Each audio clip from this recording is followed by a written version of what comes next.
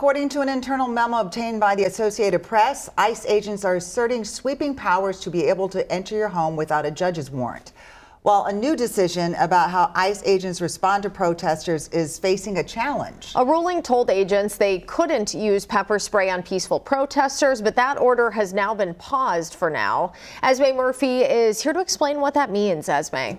Hi there, Aaron. The ruling from the U.S. Court of Appeals 8th Circuit for now blocks a judge's order filed Friday night that limits what ICE can do to peaceful protesters. The ruling Friday, which had been effective immediately, said ICE could not spray chemical irritants on peaceful protesters, that peaceful protesters could not be arrested, and even allowed protesters to safely follow ICE vehicles at a safe distance. This ruling put that order on hold until an appeal can be presented. This ruling involves the ACLU lawsuit that was filed on behalf of a number of protesters, including Susan Tincher. You may remember she's the middle-aged woman who was thrown to the ground when she confronted ICE agents who were in her Minneapolis neighborhood back in December. Now, I just talked to a criminal defense attorney coming up at 5, why he says this is not the final word.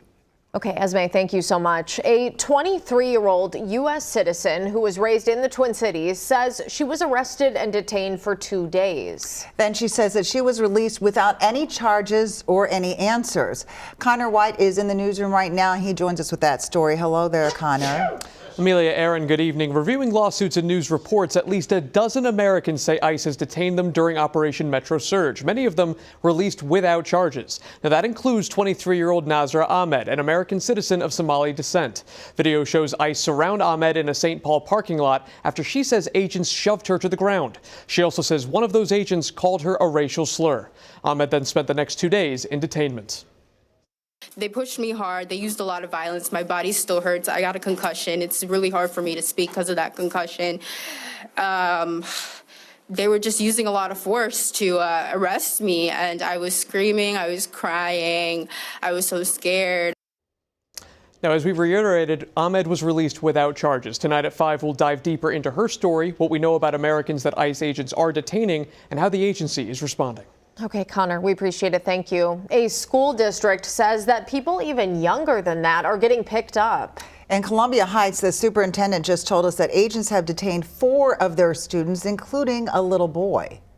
Instead, the agent took the child out of the still running car, led him to the door, and directed him to knock on the door, asking to be let in order to see if anyone else was home, essentially using a 5-year-old as bait.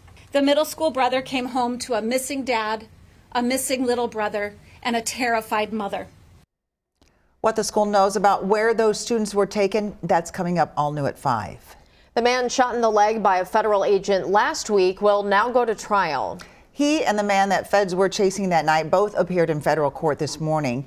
You might remember the shooting sparked these protests in North Minneapolis last week. Today, we're learning more about what happened before this. An agent says that he was chasing Alfredo Alejandro Aliorna last Wednesday when the two wrestled on the ground, and Julio Cesar Sosa Celis intervened with a broom. The agency says that both men eventually used brooms and a shovel to attack the agent. The officer eventually fired a single shot towards the two as they attempted to close the door of their building. Sosa Celis was shot in the leg. A federal judge did grant their release with a number of conditions, including GPS monitoring. But both men have federal ICE detainers and could be deported before the trial happens. Also in federal court today, the man accused of stealing weapons from a federal vehicle in the chaos following the arrest. He claims he didn't mean to take the guns. Hear his story coming up all new at 5. The vice president is gearing up to visit the Twin Cities tomorrow. Expect him to make the case for the immigration crackdown. He's scheduled to host a roundtable with local and community leaders, according to the White House. He will also reportedly meet with ICE agents. Our vice president has described Renee Good as a victim of left-wing ideology and her death a tragedy of her own making. Today, President Donald Trump says that the work being done is not getting the respect that it deserves. And then ICE gets beat up by stupid people from leadership in Minnesota. We actually are helping Minnesota so much, but they don't appreciate it most places.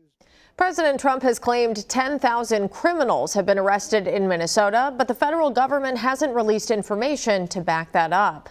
Governor Walz pointed to the few dozen names that they have released. In a statement today, the governor said most of those were already in Minnesota custody and were transferred to ICE at the end of their prison term.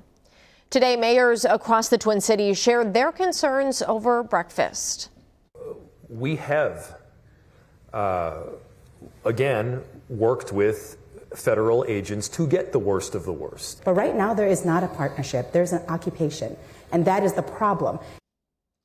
The offices of Attorney General Keith Ellison, Governor Walz, Mayor Fry, and Mayor Herr were all subpoenaed by the Justice Department yesterday.